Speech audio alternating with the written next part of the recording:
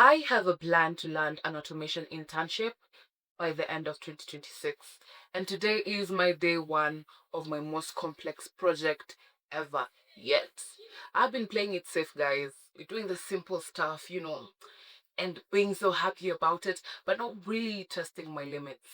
But today I came up with a plan because we need to land that dream internship by the end of 2026. So let's go over the plan. It's in form of steps. So step 1 to step 5. So step 1, projects. I am doing my big girl project. The biggest automation project I've ever done yet. Not a simple workflow, something simple and say it works. I'm actually good. I I got this on lock, It's not a simple workflows. I'm actually trying to test where I can reach. Like to test the limit, to see how far I can go. Sometimes doing a project is not about, oh, I want to show them, I understand these automations. It's about yourself. Like, how smart am I? How wide can this brain, open up? Like how, like what can I do? What can I achieve? What is the biggest thing I can do for this project? Like, it's all about kitu kubwa. We're thinking like further ahead, not even just, here, tunafikiria hapo mbele. Because you never know, this project might start into something really big and you don't know. So doing projects, they show you a skill. They show you can actually apply what you're saying you know. Saying is one thing, but showing is another. Do you get it? Yeah? Saying is one thing, but showing is another. So we must do the projects. In this time and era, aside from the connections, if you know the CEO, you're reporting on Monday. But if you are entering in a field where you don't know the CEO or the manager, you actually do have to show something for it. Yeah, it's in a space where you're the one trying to reach out. Having a project and showing you can implement your skills is a really good way to actually reach out. I'm not saying it will work, it might not, but people will actually know that you are actually skillful in whatever you're doing. So it's a really good way to land an internship. And we are doing just that. We are going to do just that. Yeah. And documenting it, screenshots, you need to have your notes taken. Under the screenshots, you can use Notion for your projects. Like I can say, I use Notion for my portfolio, and inside my portfolio is where you can see my projects. And I literally document everything, put a screenshot, talk about it, say what I've done step by step. So document it. Show like you actually know what you're doing. Yeah. So we're going to be very intentional with the projects. Yeah, we're going to go big or go home. And we're going big.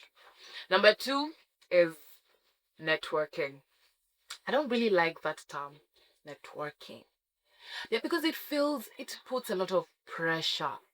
Like it gives a lot of pressure. Like, networking, I'm supposed to do this, I'm supposed to talk to this person. Honestly, if you are approaching someone in an event, let's say you've gone to a tech event, you're approaching maybe someone big.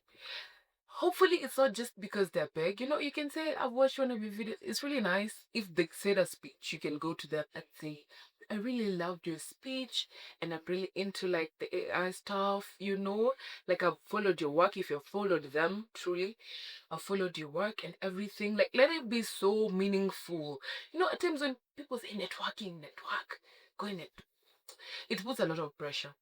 So let me rename it, making meaningful connections with people who are in the space you are interested in. I'm in the space you'd wish to be in. I feel like that is better. Making in that when you're talking to someone, you actually love what they do, or you actually, love the space that they're in. So you're like very much interested. Imagine talking to someone and you're actually not listening to whatever they're telling you. With some of the things that you don't even understand what they're saying, and you're not even asking questions. My friend, if you find yourself in that type of situation, just ask them to give you a job already.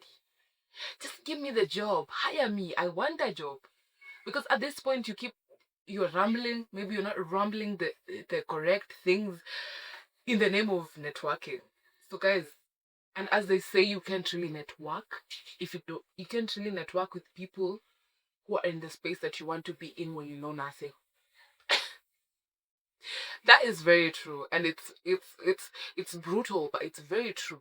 Imagine going to a space where like you have like 5, 6 people, and then you join them, and they're all talking about, maybe they're software developers, and you want to be a software developer, and they're talking about the complex terms, sometimes not even that complex, and there's nothing you're even catching on.